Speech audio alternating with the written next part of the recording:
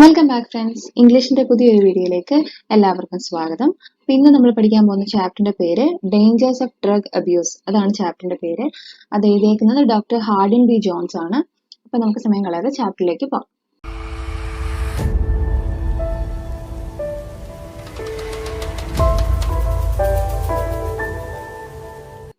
Drugs have been discovered to prevent and cure physical diseases and reverse the disturbances that occur in some mental illness.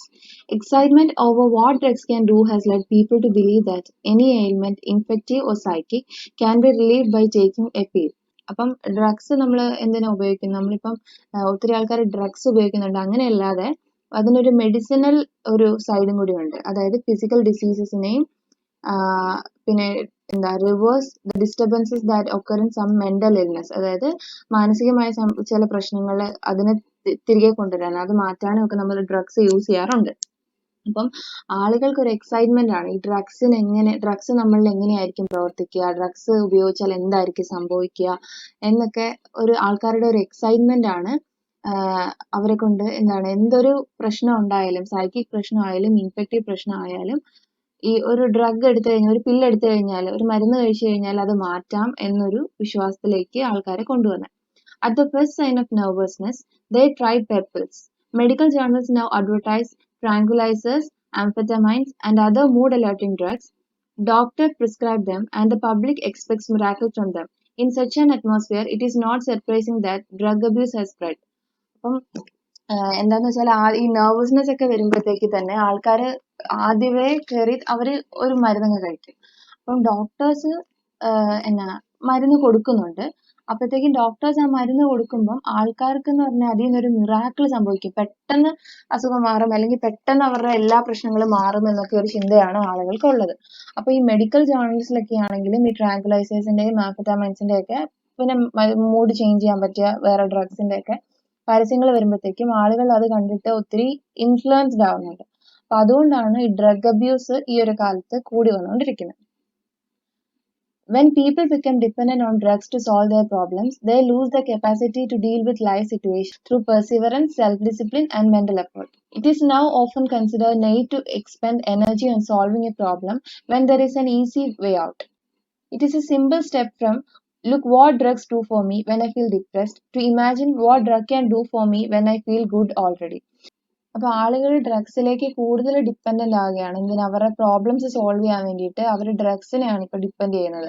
അപ്പം പെർസീവറൻസിലൂടെയും self ഡിസിപ്ലിനിലൂടെയും mental എഫേർട്ടിലൂടെയും ഒക്കെ അവർക്ക് tackle ചെയ്യാൻ പറ്റിയ പ്രോബ്ലംസേ ഉള്ളൂ, അവരുടെ life situations മാത്രമേ ഉള്ളൂ. പക്ഷെ അതിലൊന്നും അവർ നിൽക്കാതെ അവർ പെട്ടെന്ന് ഡ്രഗ്സിനെ ഡിപ്പെൻഡ് ചെയ്യുകയാണ് ചെയ്യുന്നത്. അപ്പം അവർ ചിന്തിക്കുന്നത് പെട്ടെന്ന് ഇങ്ങനെ ഒരു വഴി ഉള്ളപ്പോൾ മറ്റൊരു വഴിയിലേക്ക് വേണ്ടിയിട്ട് ഒരു എനർജി സ്പെൻഡ് ചെയ്യേണ്ട മറ്റൊരു വഴിയിലേക്ക് ഞാൻ നോക്കുന്നത് എന്തിനാണ്, ഇത്ര എളുപ്പമുള്ളൊരു വഴി ഉള്ളപ്പോൾ. അപ്പം പണ്ടെന്ന് വെച്ചാൽ look what drugs do for me when I feel depressed, അതായത് ഞാൻ ഡിപ്രസ്ഡ് ആയിരിക്കുമ്പോഴത്തേക്ക് ഡ്രഗ്സ് എന്താണ് അല്ലെങ്കിൽ ഒരു മരുന്ന് എങ്ങനെയാണ് എന്നെ സഹായിക്കുന്നത് നോക്കൂ എന്നുള്ളത് മാറിയിട്ട് ഇപ്പം imagine what drug can do for me when I feel good already. അതായത് എനിക്ക് ഡിപ്രഷൻ അങ്ങനെയൊന്നും ഇല്ല, ഐ ഫീൽ ഗുഡ് ഓൾറെഡി, എനിക്ക് ഓക്കെ ആണ്, പക്ഷെ എന്നാലും ഡ്രഗ്സിന് എന്ത് ചെയ്യാൻ പറ്റും എന്നുള്ളൊരു ചിന്തയിലേക്ക് ആളുകൾ മാറിക്കഴിഞ്ഞു. A distinction must be made, however, between medicines and essential drugs. We must not disdain the real and important advances science has made. The history of the medical use of drugs goes back 23 centuries to Hippocrates, the Greek physician who is regarded as the father of medicine. He was the first to recognize that a remedy must take into account not only the symptoms of the disease but also the constitution and habits of the patient.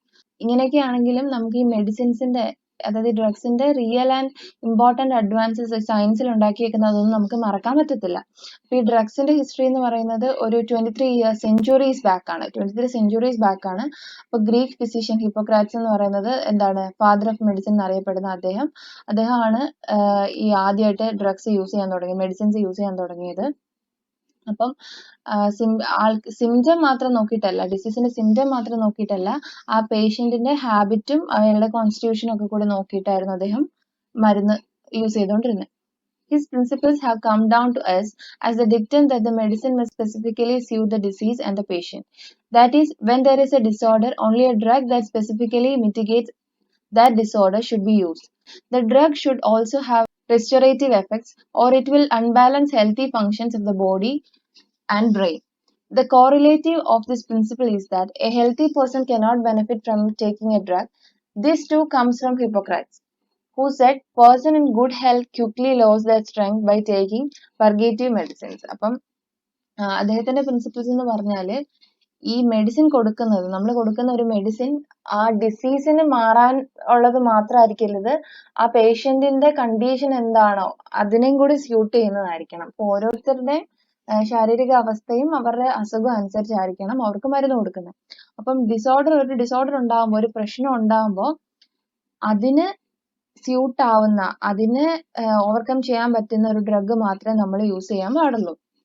പക്ഷെ ഇതിന് ഇങ്ങനെ ഒരു അസുഖം മാറ്റുക എന്നൊരു ഇത് മാത്രമല്ല, ഒരു നെഗറ്റീവ് ഇമ്പാക്റ്റ് ഉണ്ട്. Healthy functions of brain and body, ബോഡിയുടെയും ബ്രെയിനിന്റെയും ഹെൽത്തി ഫങ്ഷൻസിനെ അൺബാലൻസ്ഡ് ആക്കുക എന്നൊരു നെഗറ്റീവ് എഫക്റ്റ് കൂടി ഉണ്ട്. അപ്പം ഹെൽത്തി പേഴ്സണിന് ചിലപ്പം ഹെൽത്തി ആയിട്ടിരിക്കുന്ന ഒരാൾക്ക് പെട്ടെന്ന് ഒരു മരുന്ന് എടുക്കുന്നത് കൊണ്ട് അയാൾക്ക് ഒരു അയാളുടെ സ്ട്രെങ്ത് നഷ്ടപ്പെടാനുള്ള ഒരു അവസ്ഥ ഉണ്ട്. അപ്പൊ അതുകൊണ്ട് അതിനൊരു നെഗറ്റീവ് എഫക്റ്റ് ഉണ്ട് എന്ന് അദ്ദേഹം തന്നെ പറഞ്ഞിട്ടുണ്ടായിരുന്നു. The distinction between medicines and essential drugs is simple. Essential drugs are those that body has no need for, but that give the user a strong sense of pleasure. Essential drugs activate the brain's pleasure centers. We do not know precisely how they do this, whether they stimulate the pleasure centers directly or activate them through chemical mimicry. In this text, I will refer to both possibilities as stimulation. അപ്പം നമുക്ക് ഈ medical, അതായത് medicines ആയിട്ട് നമ്മൾ use ചെയ്യുന്ന ഡ്രഗ്സും അല്ലാതെ സെൻഷ്യൽ ഡ്രഗ്സും തമ്മിലുള്ള വ്യത്യാസം എന്നാണ് പറയുന്നത്. അത് ഭയങ്കര സിമ്പിൾ ആണ്. ഈ സെൻഷ്യൽ ഡ്രഗ്സ് എന്ന് പറഞ്ഞാൽ നമ്മുടെ ബോഡിക്ക് ആവശ്യമുള്ളതല്ല. നമുക്ക് മെഡിസിൻ ആണെങ്കിൽ അത് നമ്മുടെ ബോഡിക്ക് ആവശ്യമുള്ളതാണ്. നമ്മുടെ ബോഡി വീക്കാണ്, നമ്മുടെ ബോഡിയിൽ ഒരു അസുഖമുണ്ട്, ഒരു ഇൻഫെക്ഷൻ ഉണ്ട്, അപ്പൊ അതിനെ മാറ്റാൻ വേണ്ടിയിട്ടാണ് നമ്മൾ മറ്റേ ഡ്രഗ് യൂസ് ചെയ്യുന്നത്. പക്ഷെ ഈ സെൻഷ്യൽ ഡ്രഗ്സ് എന്ന് പറഞ്ഞാൽ നമ്മുടെ ബോഡിക്ക് ആവശ്യമില്ലാത്തതാണ്. എന്താ ചെയ്യുന്നതെന്ന് വെച്ചാൽ ഒരു സ്ട്രോങ് സെൻസ് ഓഫ് പ്ലഷർ, ഒരു ഭയങ്കര സന്തോഷം, അല്ലെങ്കിൽ എന്താ പറയാ, നിങ്ങളിപ്പോ മൂവീസിലൊക്കെ ആണെങ്കിൽ നിങ്ങൾ കണ്ടിട്ടുണ്ടാവും കഞ്ചാവൊക്കെ പിടിച്ചിട്ട് ഒരു കിളിപോയ അവസ്ഥ. അപ്പം ഒരു സ്ട്രോങ് സെൻസ് ഓഫ് പ്ലഷർ കൊടുക്കുന്നവർക്ക്, അപ്പം അത് ബ്രെയിനിന്റെ പ്ലഷർ സെന്റേഴ്സിനെ ഡയറക്റ്റ് ആയിട്ട് ആക്ടിവേറ്റ് ചെയ്യുകയാണോ അതോ എന്തെങ്കിലും ഒരു പ്ലഷർ സെന്റേഴ്സിനെ ഒരു മിമിക്രി വഴി, അതായത് ഒരു കെമിക്കൽ മിമിക്രി വഴി, നമുക്ക് ശരിക്കും സന്തോഷം വരുമ്പോൾ എന്താണ് നമ്മുടെ ബോഡിയിൽ നടക്കുന്ന ചേഞ്ചസ്, ആ ഒരു ചേഞ്ചസ് ഒരു മിമിക്രി വഴി ഉണ്ടാക്കി ആ പ്ലഷർ സെന്റേഴ്സിനെ പറ്റിച്ചിട്ട് നമുക്കൊരു പ്ലഷർ തരികയാണോ എന്നുള്ള കാര്യത്തില് നമുക്കൊരു സംശയമുണ്ട്. പക്ഷെ ഈ ടെക്സ്റ്റില് രണ്ട് പോസിബിലിറ്റീസിനെയും സ്റ്റിമുലേഷൻ എന്നാണ് ഈ റൈറ്റർ പറയാൻ ഉദ്ദേശിക്കുന്നത്. The brain governs sensations, moods, thoughts, and actions not by a magical process, but by an incredibly complex series of chemically regulated controls. These are easily upset by essential drugs. This disturbance is apparent in the effect of the essential drugs on the mechanisms that control pleasure and satisfaction. A drug user's cravings for the drug continues, but he feels less and less satisfaction. His brain's pleasure reflexes seem to be weakened by artificial stimulation. അപ്പം നമ്മുടെ brain എന്താ ചെയ്യുന്നത്, നമ്മുടെ sensations, നമ്മുടെ moods, thoughts, actions ഇതെല്ലാം control ചെയ്യുന്നത് brain ആണ്, അല്ലെ? അപ്പൊ പക്ഷെ അതൊരു മാജിക്കൽ പ്രോസസ്സിലൂടെ ഒന്നും അല്ല നടക്കുന്നത്. അത് ഇൻക്രെഡിബിളി കോംപ്ലക്സ് ആയിട്ടുള്ള ഒരു series of chemical regulated controls ആണെന്ന് പറഞ്ഞാല്, ഇപ്പൊ നമ്മൾ ഒരു ചൂടുള്ള പാത്രത്തിൽ തൊടുന്നു, പെട്ടെന്ന് നമ്മൾ കൈ വലിക്കുന്നു. എന്തുകൊണ്ടാ? ഇതൊരു റിഫ്ലെക്സ് ആക്ഷൻ നടക്കുന്നതുകൊണ്ടാ. നിങ്ങൾ ബയോളജിയിൽ പഠിച്ചിട്ടുണ്ടാവും. അപ്പം അത് നമ്മുടെ ബ്രെയിനിൽ നടക്കുന്നത്, നമ്മൾ പെട്ടെന്ന് കൈ വലിക്കുന്നെങ്കിലും നമ്മുടെ നെർവ്സിൽ നിന്ന് ബ്രെയിനിലേക്ക് ഒരു സിഗ്നൽ പോയി അത് അവിടെ പ്രോസസ് ആയി ഈ ഫ്രാക്ഷൻ ഓഫ് സെക്കൻഡ്സിൽ അത്രയും കാര്യങ്ങൾ നടക്കുന്നുണ്ട്. അപ്പൊ അതാ പറയുന്നത് incredibly complex series of chemical regulated controls വെച്ചിട്ടാണ് ഈ കാര്യങ്ങളൊക്കെ ബ്രെയിൻ ചെയ്യുന്നത്. പക്ഷെ ഒരു ഡ്രഗ്, ഒരു സെൻഷ്യൽ ഡ്രഗ് എടുക്കുമ്പോൾ ഈ കാര്യങ്ങളെ എല്ലാം അപ്സെറ്റ് ആക്കുകയാണ് ചെയ്യുന്നത്. ഈ സെൻഷ്യൽ ഡ്രഗ്സ് ചെയ്യുന്നത് ഈ ബ്രെയിനിന്റെ എല്ലാ ഫങ്ഷൻസിനെയും ഡിസ്റ്റർബ് ചെയ്യുകയാണ് ചെയ്യുന്നത്. അപ്പം ഈ പ്ലഷറും സാറ്റിസ്ഫാക്ഷനും ഒക്കെ കൺട്രോൾ ചെയ്യുന്ന ഒരു മെക്കാനിസം ഉണ്ടല്ലോ, അതിനെയൊക്കെ ഇത് ബാഡ് ആയിട്ട് അഫക്റ്റ് ചെയ്യും. അപ്പം പക്ഷെ ഒരു ഡ്രഗ് യൂസർ എന്ന് പറയുമ്പോഴത്തേക്കും അയാൾക്ക് ഡ്രഗിനോടുള്ള ഒരു ക്രാവിങ്സ് എന്ന് പറഞ്ഞാൽ ഡ്രഗ്സ് എടുക്കണം എന്നുള്ള ഒരു ആഗ്രഹം അയാൾക്ക് ഇങ്ങനെ കൂടിക്കൂടി വരും പോകെ പോകെ. പക്ഷെ അയാൾ ഒരിക്കലും സാറ്റിസ്ഫൈഡ് ആയിരിക്കത്തില്ല. അയാളുടെ ഒരു അതിനോടുള്ള അഡിക്ഷൻ കൂടുന്തോറും അയാളുടെ സാറ്റിസ്ഫാക്ഷൻ കുറഞ്ഞു വരും. His brain's pleasure reflexes seem to be weakened by artificial stimulation. In severe addiction, the pleasure mechanisms fail to respond to drug stimulation. The drug then imparts only relative relief from misery and suspends the illness of the withdrawal. Information from the senses still reaches the brain, but the brain is unable to evaluate the information and interpret it as pleasurable. In contrast, naturally attained pleasures enlarge the sense of satisfaction and can be repeated indefinitely. അപ്പം ഇങ്ങനെ ഒരു case വരുമ്പോഴത്തേക്കും എന്താ സംഭവിക്കുന്നതെന്ന് വെച്ചാൽ ഈ ബ്രെയിനിലേക്ക് signals ഒക്കെ ചെല്ലും. അതായത് നമ്മളിപ്പോൾ സാധാരണ നടക്കുന്ന സിഗ്നൽസ് എല്ലാം ചെല്ലും. പക്ഷെ ബ്രെയിനിന് അതിനെ ഒന്ന് ഇവാലുവേറ്റ് ചെയ്യാൻ, ആ ഇൻഫർമേഷൻ ഇവാലുവേറ്റ് ചെയ്തിട്ട് ഇത് പ്ലഷറബിൾ ആണ്, അപ്പം ഇത് സന്തോഷം കൊടുക്കേണ്ടതാണ് എന്ന് ഇവാലുവേറ്റ് ചെയ്ത് ഇന്റർപ്രറ്റ് ചെയ്യാനുള്ള ബ്രെയിനിന്റെ ഒരു കഴിവ് നഷ്ടപ്പെടും. ഇസെൻഷ്യൽ ഡ്രഗ്സിന്റെ കണ്ടിന്യൂസ് യൂസ് കാരണം ഈ ബ്രെയിനിന്റെ അങ്ങനെ ഒരു കപ്പാസിറ്റി നഷ്ടപ്പെടും. അപ്പം ഇയാളുടെ കണ്ടീഷൻ കുറച്ചുകൂടി മോശമാവുകയാണ് ചെയ്യുന്നത്. കാരണം അയാൾക്ക് സാധാരണ ഇപ്പോൾ സന്തോഷം ഉണ്ടാക്കുന്ന കാര്യമാണെങ്കിൽ പോലും അയാൾക്ക് അതിൽ സന്തോഷിക്കാൻ പറ്റുന്നില്ല. അതാണ് സെൻഷ്യൽ ഡ്രഗ്സിനെ പറ്റി പറയുന്നത്. അപ്പോൾ നമുക്ക് ഇന്നത്തെ ക്ലാസ്സിൽ എല്ലാം മനസ്സിലായിട്ടുണ്ടാവും വിചാരിക്കുന്നു. എന്തെങ്കിലും സംശയം ഉണ്ടെങ്കിൽ നമ്മുടെ കമന്റ് ബോക്സിൽ ചോദിച്ചാൽ മതി. ഇതിന്റെ ബാക്കി പാർട്ട് നമുക്ക് അടുത്ത ക്ലാസ്സിൽ എടുക്കാം. അപ്പോൾ എന്തെങ്കിലും സംശയം ഉണ്ടെങ്കിൽ കമന്റ് ബോക്സിൽ ചോദിക്കാൻ മറക്കരുത്. അപ്പോൾ നമുക്ക് നെക്സ്റ്റ് ക്ലാസ്സിൽ കാണാം. ബൈ.